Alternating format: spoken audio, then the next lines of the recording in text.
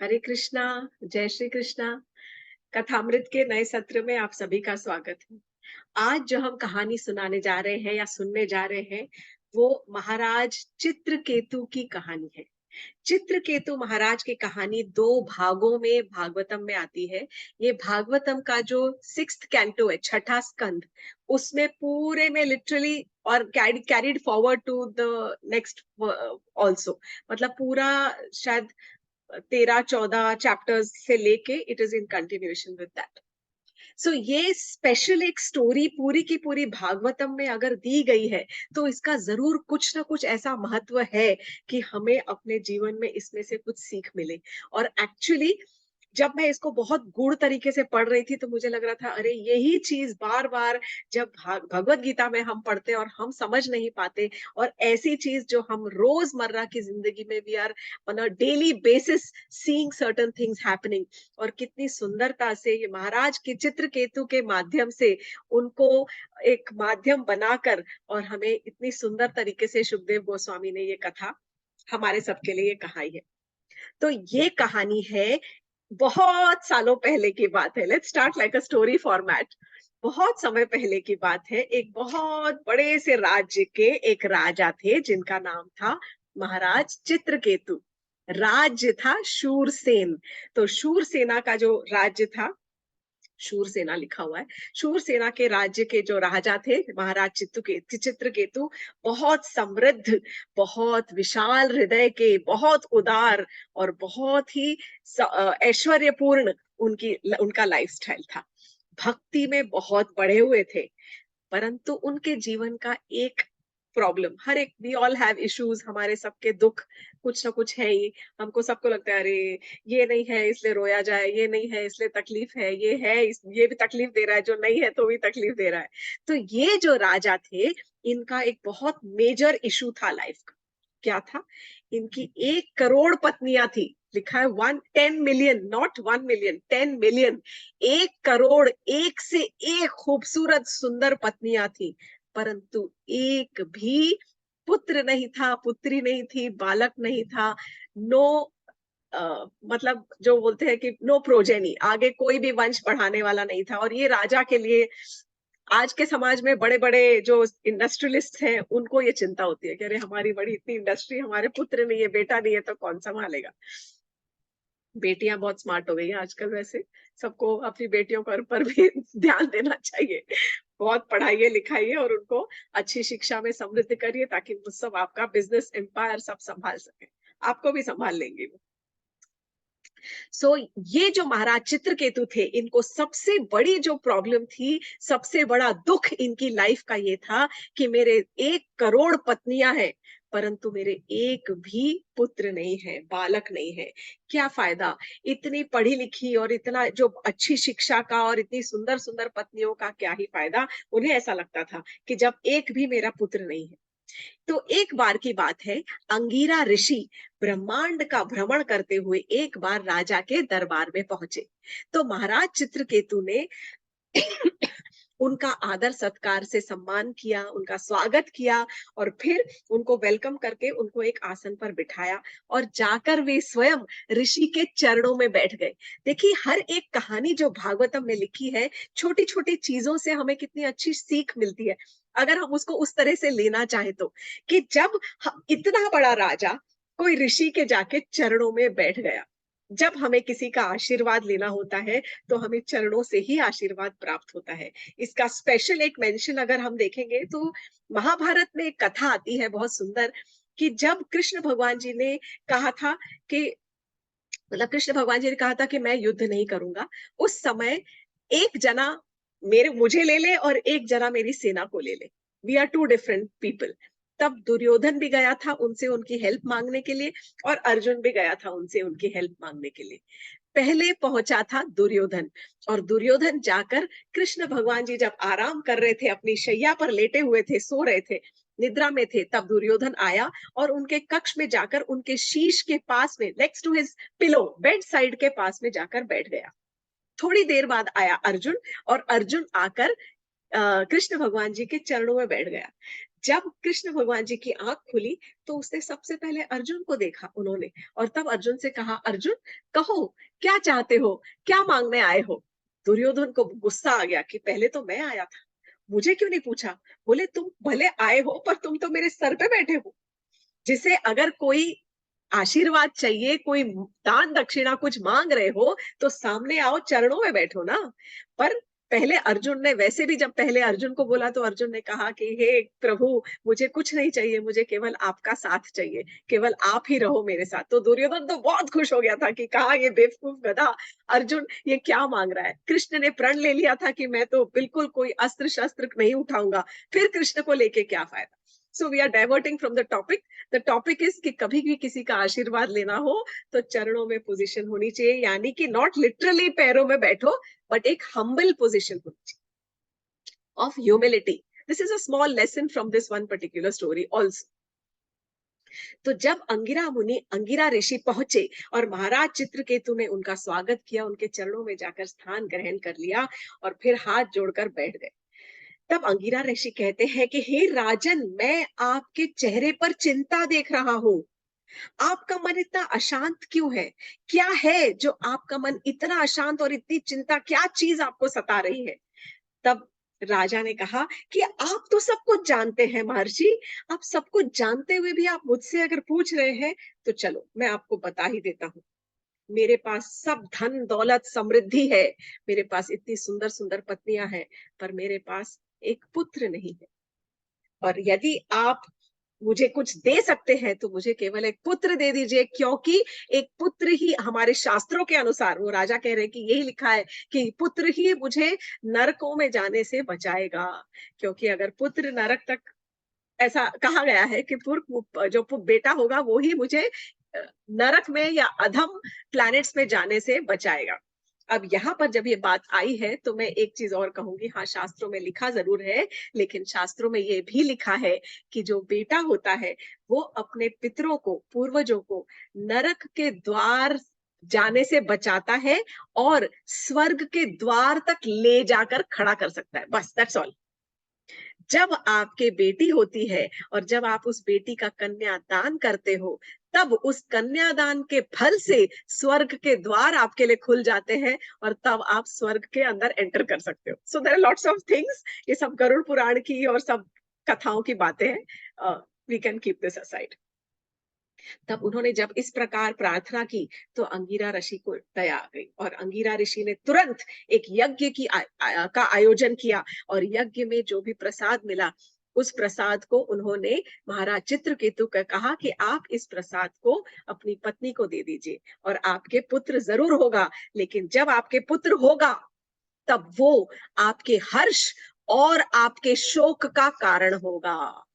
वो आपको सुख भी देगा और आपको दुख भी देगा, वो हर्ष और शोक का कारण होगा।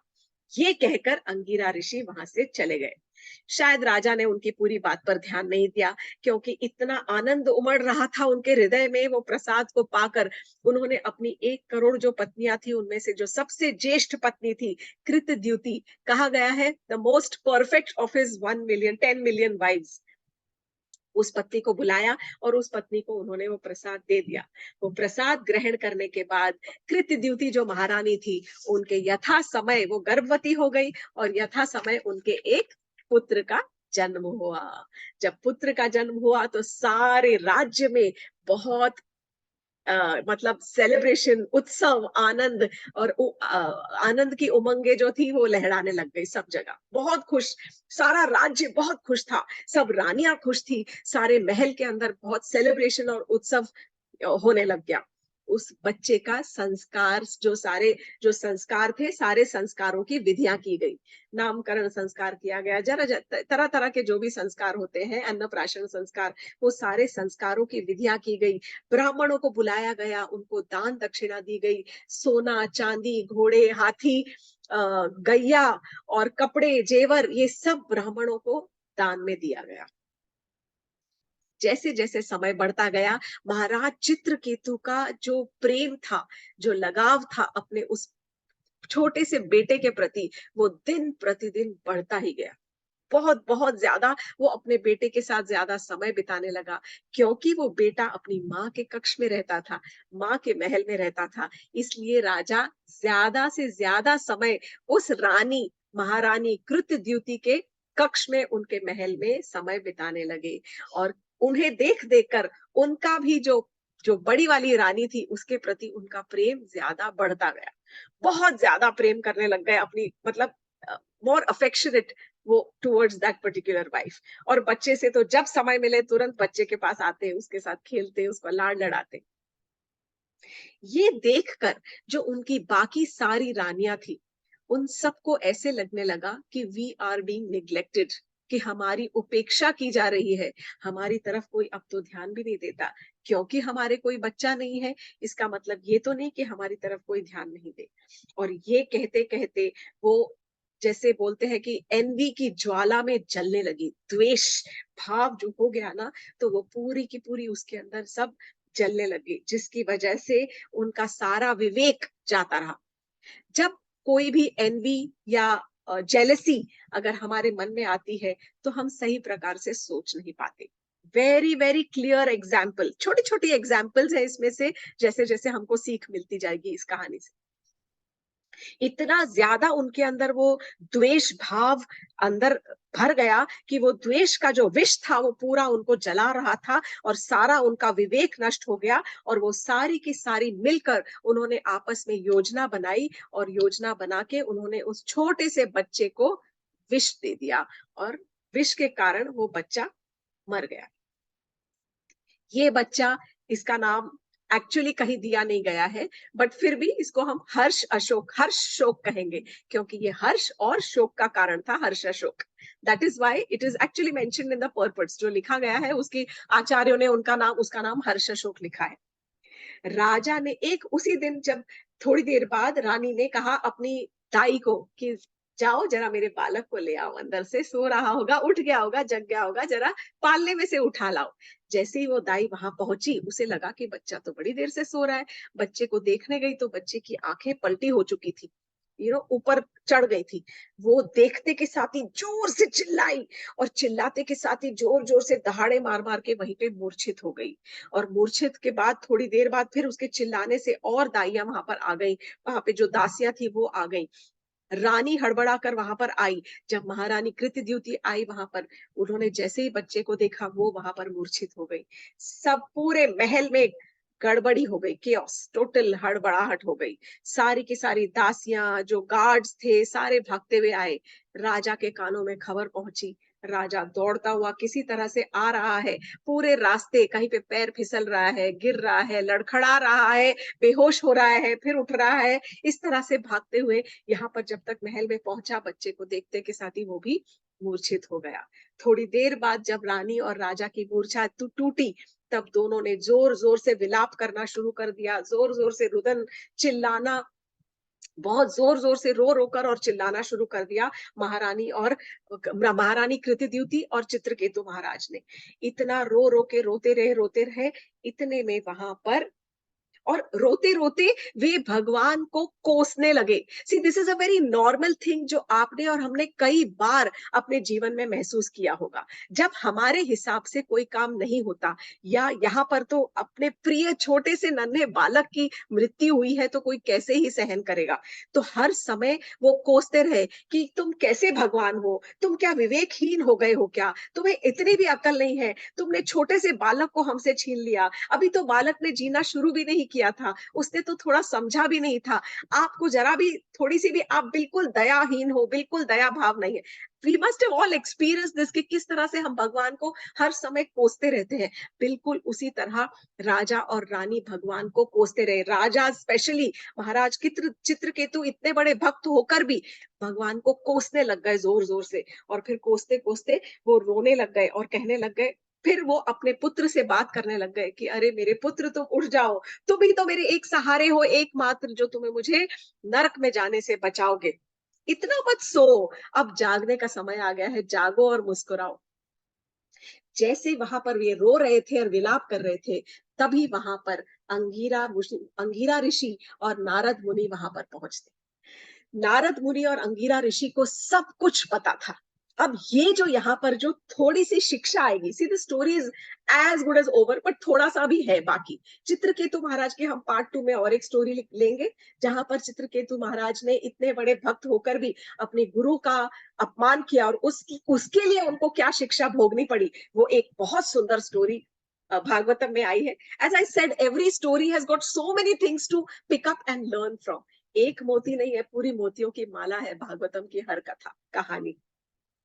तो अंगिरा ऋषि और नारद मुनि वहां पर पहुंचते हैं और रोते हुए राजन से बात करने लग जाते हैं। अंगिरा ऋषि कहते हैं, हे राजन, किसके लिए आप रोदन कर रहे हो? किस किस रिश्ते के लिए? ये रिश्ता जो सच में था भी, कौन से जन्म का रिश्ता, या ये रिश्ता पहले से आ रहा है?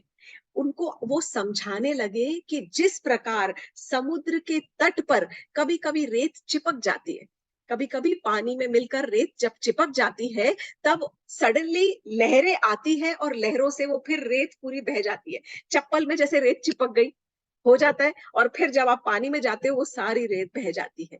तो अंगिरा ऋषि कहते हैं, इसी प्रकार हम सारे जो जीव है, हम सारी आत्माएं किसी समय एक साथ आती है, और जब काल का पहिया या समय की जो लहरें आती है, उन लहरों से ये जो रज है, ये जो समुद्र की जो डस्ट, जो क्या बोलते हैं, सैंड है, रज, वो पूरी की पूरी जो सैंड है वो सब बह जाती है, मिट्टी पूरी बह जाती है। इसके लिए आप रो रहे हो? यही है जीवन का पूरा फेर, यही है कि मिलना और बिछड़ना। इनका आपस में आप कोई संबंध जोड़ ही नहीं सकते, और ना ही कोई इन रिश्तों का नाम दे सकते हो। एक और उदाहरण वो देते हैं कि जिस प्रकार एक बालक समुद्र के बीच पर, sand on the beach of, समझो जुहू बीच या जो भी आप जाओगे कहीं पर, जब बीच पर बैठकर बच्चा बड़े मजे से अपना घर बनाता है उस सैंड से, और फिर उसके बाद उसको छोड़ के और फिर वो बह जाता है और तोड़ देता है, इसी प्रकार जो भगवान है कृष्ण, वो हमारे साथ यही खिलवाड़ कर रहे हैं। वो बैठे बैठे हैं, छोटे छोटे घरौंदे बना रहे हैं, वो मैंने क्रिएट कर रहे हैं, मेंटेन कर रहे हैं, और तोड़ देते हैं। सारे ब्रह्मांड को वो जोड़ रहे हैं, तोड़ रहे हैं। राजा ने कहा कि आप, तब उस समय इतना सब कहने के बाद में, तब राजा ने अंगिरा ऋषि से कहा कि हे राजन, आप दोनों, अंगिरा ऋषि और नारद मुनि, आप तो बहुत ज्ञानी पुरुष हो, आप दोनों को सारा ज्ञान मालूम है, मैं तो एकदम फूल हूँ, मूढ़मती हूँ, मुझे कुछ भी नहीं पता। आप मुझे ज्ञान दीजिए, क्योंकि आप मुक्त जीव हैं, आप लिबरेटेड हो गए हो, यू आर लिबरेटेड, आपकी मुक्ति हो चुकी है, आप मुक्त जीव हो, आप मुझे ज्ञान दीजिए। तब अंगिरा ऋषि कहते हैं कि जब मैं पिछली बार तुम्हारे घर आया था, मैं, तुम चाहते तो मुझसे कुछ भी मांग सकते थे, तुम चाहते तो तुम मुझसे मुक्ति मांगते, तुम मुझे भगवत प्रेम मांगते, पर तुमने मुझसे मांगा क्या? एक मटेरियल चीज, भौतिक चीज, एक पुत्र मांगा। जो तुमने मांगा मैंने वो दिया, और ये जो हमारे, मतलब जो मैंने दिया, अब तुम इस, जो तुम्हारा ये लॉस हुआ है, दिस प्योरली मटेरियल, जो ये भौतिक तुम्हारा लॉस हुआ है पूरा, उसके लिए तुम बैठ के विलाप कर रहे हो। ये तो क्षण भंगुर है, थोड़े समय के लिए कोई मिलता है, थोड़े समय के लिए कोई रिश्ता जुड़ता है, उसके लिए विलाप करना व्यर्थ है, उसके लिए आनंद उत्सव मनाना भी व्यर्थ है, क्योंकि कुछ भी परमानेंट नहीं है। क्या है परमानेंट? केवल हमारी आत्मा, वो शाश्वत है। बाकी ये जो शरीर है ये तो नाशवान है। शरीर के लिए क्या ही विलाप करना। तो ये जो कहने लगे वो कि ये जो जो हमें दिखता है, ये मेरी पत्नी है, ये मेरा बच्चा है, ये मेरा घर है, इन सब चीजों के लिए कोई आप उसके साथ में अटैचमेंट मत रखो, और इन सब चीजों के आने जाने का विलाप नहीं करना चाहिए। तभी अगर आपको समझना है तो आप अपनी आत्मा की सही अवस्था, सही स्थान को पहचाने, उसके रहस्य को पहचाने, तभी आपका मन शांत होगा। इतना जब अंगिरा ऋषि कह चुके, तब अंगिरा ऋषि ने उनको कहा कि यदि आप चाहो तो मैं आपको एक ऐसा मंत्र दूंगा, जो आप 7 दिन और 7 रातों तक अगर जाप करोगे तो आपको भगवान के दर्शन होंगे। तभी भी राजा को मन से पुत्र प्रेम नहीं गया। तब नारद मुनि ने भाप लिया कि ये राजा तो अपने पुत्र के बगैर नहीं रह सकता। तब नारद मुनि ने अपनी दैवी शक्ति से उस मृत बालक के शरीर में फिर से आत्मा को अंदर संचार कर दिया। और कहा, उनसे कहने लगे कि देखो हे जीव, उसको कह रहे हैं क्योंकि उसका तो कोई नाम नहीं जीव का, कह रहे हैं हे जीव देखो, तुम्हारे जो माता पिता है वो तुम्हारे लिए रुदन कर रहे हैं, रो रहे हैं, वो तुम्हें याद कर रहे हैं। तुम प्लीज अपने इस शरीर के अंदर पुनः आ जाओ और अपना जो बाकी का जीवन है उसको अपने स्वजनों के साथ, अपने सखाओं के साथ में बिताओ और फिर बाद में चलकर बड़े राजा भी बनो और अच्छे से अपना राज्यभार संभालो। ऐसे तुम्हारी पिता की इच्छा है। तो मैं तुम्हें आदेश देता हूं कि तुम पुनः अपने इस शरीर के अंदर आ जाओ। वो जो आत्मा थी वो पुनः उस बच्चे के बालक के शरीर में प्रवेश कर गई और प्रवेश करके जो उस आत्मा ने उस समय जो शिक्षा दी है, that is very very important. तो वो जो बालक है वो अपने जीव बालक के शरीर के अंदर स्थापित होके अंदर प्रवेश करके और फिर अपने पिता को, सो कॉल्ड पिता को ये शिक्षा दे रहा है कि हम अपने पिछले जन्मों के कर्मों के अनुसार एक शरीर से दूसरे शरीर में ट्रैवल करते हैं, गमन करते हैं, प्रवास करते हैं। अगेन आई विल रिपीट, हम अपने पिछले जन्मों के कर्मों के अनुसार एक से एक शरीर के अंदर चेंज करते करते हम ट्रैवल करते हैं। कभी कभी हम शरीर ही नहीं बल्कि योनि भी बदलते हैं और कभी कभी हमें मानव योनि का जन्म मिलता है। तो आप मुझे कह रहे हो कि मेरे माता पिता रो रहे हैं, तो ये कौन से मेरे जन्म के माता पिता है? वो बच्चा कह रहा है कि ये कौन से वाले मेरे जन्म के माता पिता है? मैं इनको अपने माता पिता के रूप में कैसे स्वीकार कर लूं? क्योंकि कोई भी रिश्ता स्थायी, परमानेंट नहीं होता। सब कुछ टेम्पररी है, सब कुछ आर्टिफिशियल है, सब कुछ कृत्रिम है। So this is a very very deep and very intense chapter actually in the Bhagavatam. कहानी छोटी पर इसमें ज्ञान बहुत बहुत ज्यादा गूढ़ है। तो बहुत सुंदर वो एग्जाम्पल देता है वो बच्चा, वो कहता है कि जिस प्रकार जो सुनार है वो सोना कहीं से खरीदता है, फिर वो खरीद कर कोई खरीदार उसके पास आता है, उसको बेच देता है, फिर वो सोना किसी के पास जाता है, फिर वो अपने बेटी को देते हैं, फिर वो बहू को देती है, फिर वो किसी और को देती है, तो सोना ट्रांसफर होता रहता है। वो कहीं पर भी किसी के पास परमानेंटली नहीं रहता और वो किसी के साथ में उसका कोई रिश्ता नहीं होता। इसी प्रकार जो जीव है उसका कोई रिश्ता नहीं होता, वो किसी को बिलोंग नहीं करता। द जीव, जो जीवात्मा है, हमारी आत्मा, वो किसी एक शरीर की नहीं हो सकती। उसको तो ट्रैवल करना ही है, किस प्रकार? अपने कर्मों के हिसाब से। तो इसीलिए हमें किसी के साथ इतना लगाव नहीं रखना चाहिए कि जिससे हमें उसका विलाप करना पड़े और ना ही उस रिश्ते की वजह से हमें बड़ा सा उत्सव मनाना पड़े।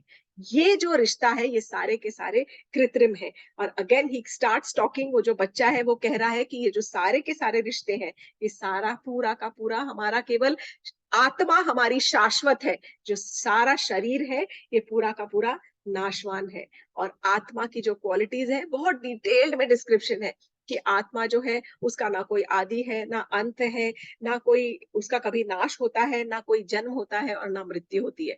So this is very much, जब भगवान, हम भगवान के बारे में बात करते हैं तो भगवान भी जो है वो ना उनका कोई आदि है और ना अंत है।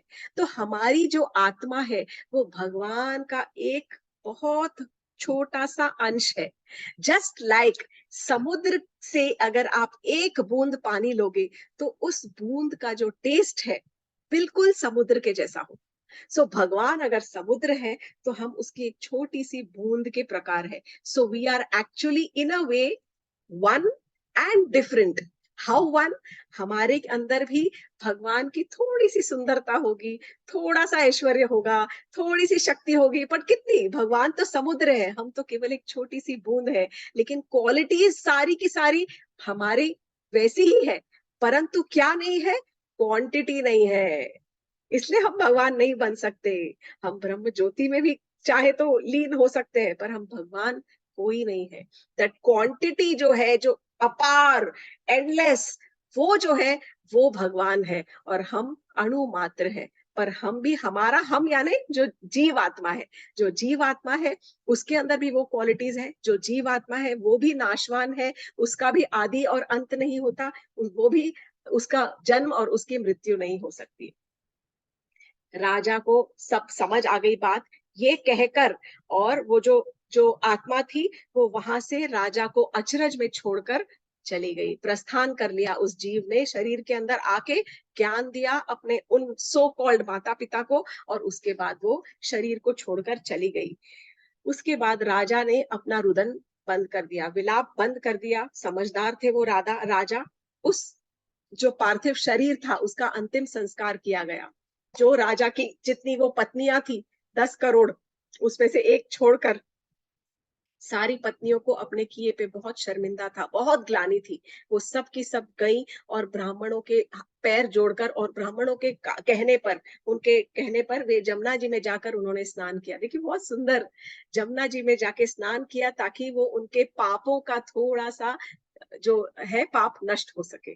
तो कितना और एक महत्व जमुना जी का, कहने पर जाके जमुना जी में स्नान किया। और महाराज चित्रकेतु भी गए और उन्होंने भी जमुना जी को प्रणाम करके जमुना जी में स्नान किया, अंगीरा ऋषि को प्रणाम करके उनको विदा किया। नारद मुनि तब उन्होंने महाराज चित्रकेतु को अपना शिष्य स्वीकार किया और वे उनको उनके गुरु हो गए। उस समय नारद मुनि ने महाराज चित्रकेतु को एक मंत्र दिया और उस मंत्र के द्वारा कहकर कहा कि आप ये मंत्र का जाप करिए, पूरी विधि समझाई। तब महाराज चित्रकेतु ने 1 हफ्ते तक, पूरा 1 सप्ताह दिन और रात केवल पानी पीकर फास्ट किया है जल के ऊपर, और वो मंत्र का उच्चारण करके, क्योंकि वो शुद्ध आत्मा थे, अपेरेंटली कहते हैं ऐसा, कहकर, और उनको एक विद्याधर लोक का राज्य जो था वो प्राप्त हुआ। विद्याधर लोक पहुंचकर भी उन्होंने और ज्यादा तपस्या की, और ज्यादा तपस्या करके उन्हें भगवान के दर्शन हुए। सबसे पहले अनंत शेष के दर्शन हुए। अनंत शेष जो जिसके ऊपर भगवान विष्णु शेषशायी है, तो सबसे पहले महाराज चित्रकेतु को अनंत शेष के दर्शन हुए, और उसके बाद उनको उनके ऊपर लेटे हुए विष्णु भगवान के दर्शन हुए। वो उनके प्रेयर करने लगी, बहुत लंबी प्रेयर्स है, इतने इतनी सारे श्लोक हैं जो महाराज चित्रकेतु ने भगवान विष्णु की प्रार्थना के अंदर कहे हुए हैं भागवतम में। मेरे को लगता है, मुझे शायद 8-10 या 10-12 श्लोक है, सिर्फ प्रार्थना के ही श्लोक हैं जो उन्होंने वहां पर भगवान विष्णु की प्रार्थना की है। भगवान उनसे बहुत प्रसन्न हुए और उनको आशीर्वाद देकर और वहां से वे अंतर्धान हो गए। ये महाराज चित्रकेतु की कथा यहाँ पर आज हम समाप्त करते हैं। महाराज चित्रकेतु की और आगे एक कथा चलती है। सो एक्चुअली अगर आप भागवतम पढ़ेंगे तो भागवतम में थोड़ी कथा ब्रोकन है। मैं इसको संक्षिप्त में उसको पूरा कोऑर्डिनेट करके आपको सुनाने की कोशिश कर रही हूँ as a life of Chitraketu Maharaj. वहां पर उनका पहले उन्होंने गुरु का अपमान किया, फिर कुछ और किया, फिर उसके बाद फिर ये बालक, so it's all haphazard, like flashback आगे पीछे। Next time we will hear, अगली बार हम सुनेंगे कि महाराज चित्रकेतु जो थे वो इतने बड़े भक्त, उनको भगवान के दर्शन भी हुए, लेकिन क्योंकि उन्होंने अपने गुरु का उन्होंने नहीं किया था, उन्होंने उपहास किया था किसी का, और हम देखेंगे कि गुरु का जो अपमान करता है उसकी क्या दशा होती है। इंद्र भगवान ने, इंद्र जो देवता है, उन्होंने अपने गुरु का अपमान किया था, और महाराज चित्रकेतु ने उपहास किया था, शिव जी का उपहास किया था, उनके ऊपर वो हंस पड़े थे। तो ये सब मिलाकर एक बहुत सुंदर और बहुत इंटरेस्टिंग कहानी है, और वो हम अगली बार सुनेंगे। तो सब जरूर आइएगा। यहाँ पर मैं कथा को विराम देती हूँ। Hare Krishna. Thank you very much कथामृत के साथ जुड़ने के लिए।